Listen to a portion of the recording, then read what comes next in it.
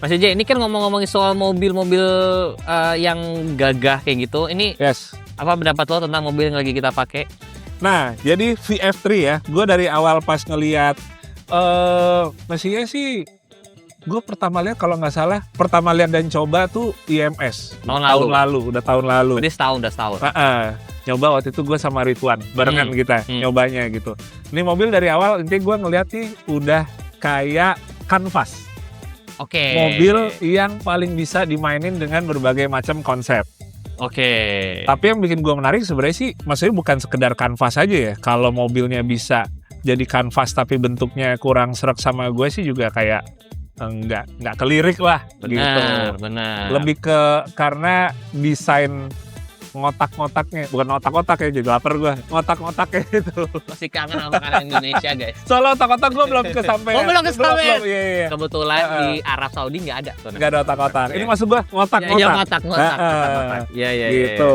Oh, jadi ini menurut lo bisa menjadi kanvas. Benar. Iya. Benar. Kalau lo misalkan punya VF3 ini, lo akan modif kayak gimana emang?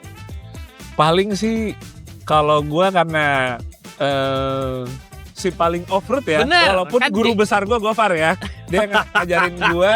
Jadi gue minimal ganti ban yang lebih kasar dulu. Pakai ban AT lah gitu.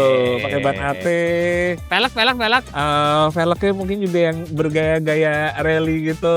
Rally. Dikombinasi sama ban AT.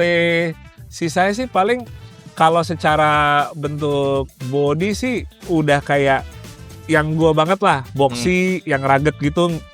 Gue tuh nggak suka yang bentukannya terlalu manis. Oke. Bukan slang ya, terlalu manis ya. Umurnya ketahuan ya Allah dari tadi. Oke, terus. Jadi sebenarnya kayak lo sih juga lucu sih buat lampu depannya gitu, mainin di grillnya itu juga lucu sih menurut gue. Itu modifikasi lo sangat inspiratif tuh. Wah, terima kasih lo. Sangat inspiratif. Luar biasa lo. Tapi minimal gue ban dan velg dulu.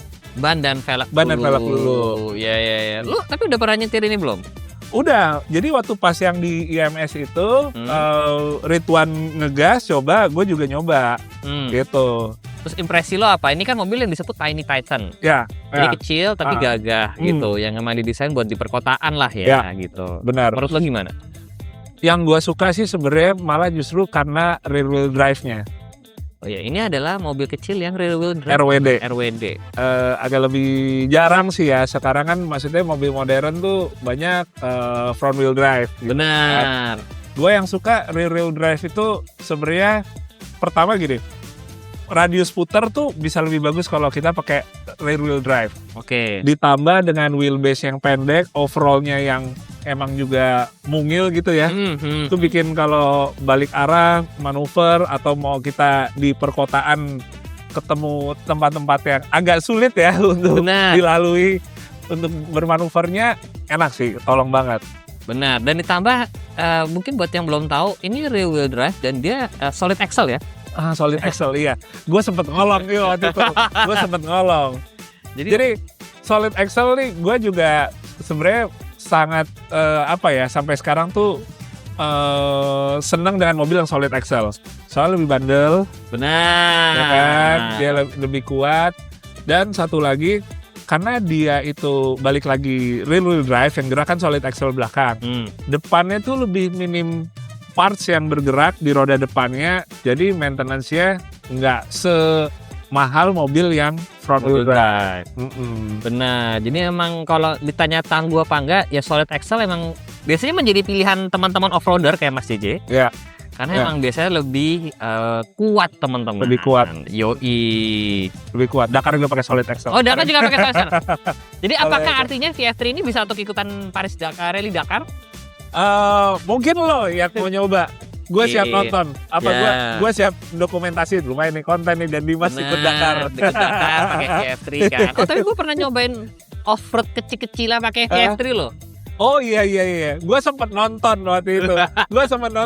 Jujur, itu video waktu langsung masuk ke rekomen. Wah, Dimas VF3 udah langsung digas di off-road.